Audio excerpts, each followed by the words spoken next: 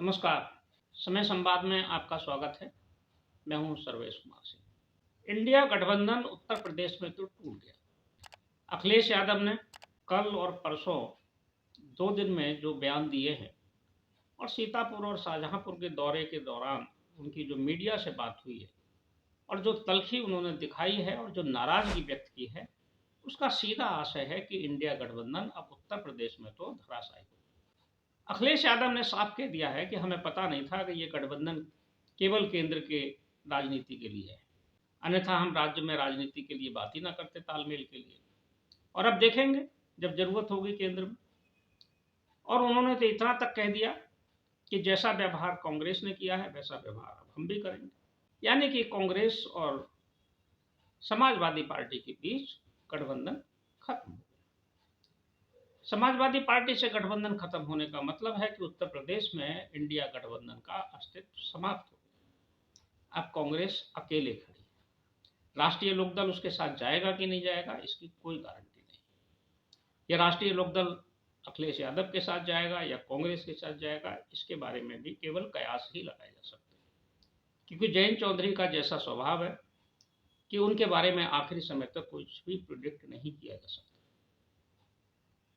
अखिलेश यादव की तल्ख टिप्पणी के बाद, जिसमें उन्होंने कांग्रेस के प्रदेश अध्यक्ष के बारे में टिप्पणी की, हालांकि हल्की टिप्पणी की, नहीं करनी चाहिए, वो एक दल के राष्ट्रीय नेता हैं।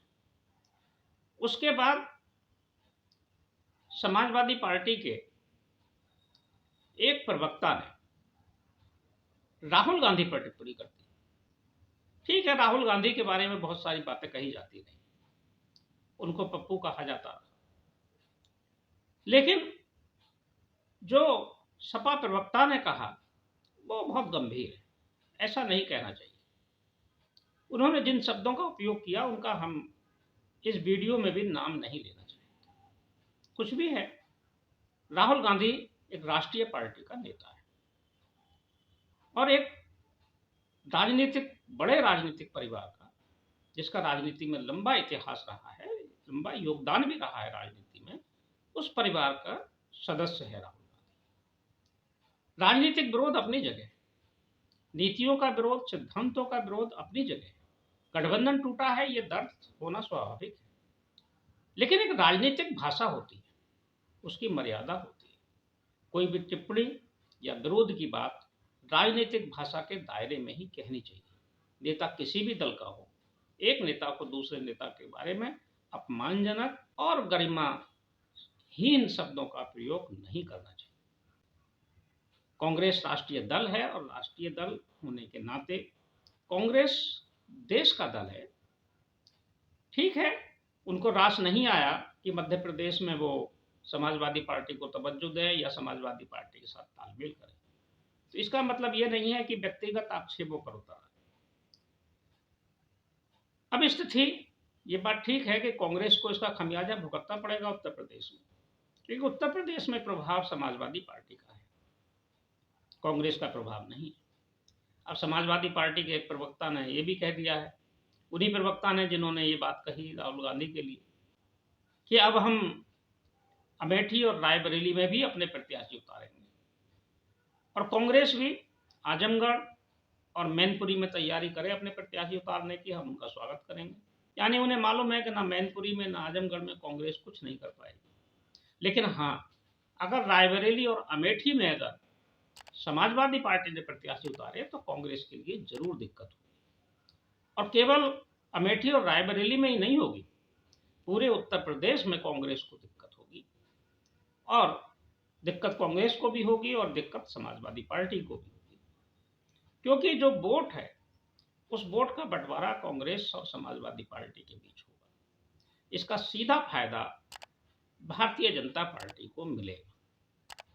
अब ये खटास अगले जो बैठक होने वाली है गठबंधन की, जो कि 5, 6, 7 के बीच में किसी भी दिन हो सकती है, ये बैठक नागपुर में प्रस्तावित है संभवतः, या महाराष्ट्र किसी अन्य शहर में होगी, उस पर भी ग्रहण लगेगा। इंडिया गठबंधन का भविष्य इस अगली बैठक के बाद लगभग स्पष्ट हो जाएगा कि इंडिया गठबंधन आगे चलेगा या नहीं चलेगा। जिसकी संभावना बहुत क्षीण है कि वो आगे चल पाएगा और केवल नाम मात्र का ही गठबंधन रहेगा। ऐसी संभावना राजनीतिक क्षेत्रों में व्यक्त की जाती है। लेकिन उत्तर प्रदेश में अब स्थितियां लगभग स्पष्ट हो गई हैं कि 2024 का चुनाव कांग्रेस और समाजवादी पार्टी अलग अलग लड़ेंगे। दोनों अपने अपने प्रत्याशी उतारेंगे और दोनों के प्रत्याशी आमने सामने भी होंगे। देखते हैं 24 तक क्या परिस्थितियां बनती हैं।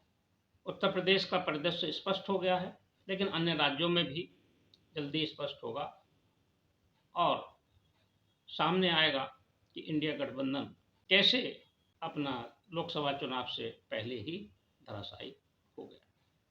समय संवाद में आज बस इतना ही। कल फिर मिलेंगे किसी एक खास विषय के साथ। तब तक के लिए मैं सर्वेश कुमार सिंह आपसे विदा लेता हूँ। नमस्कार।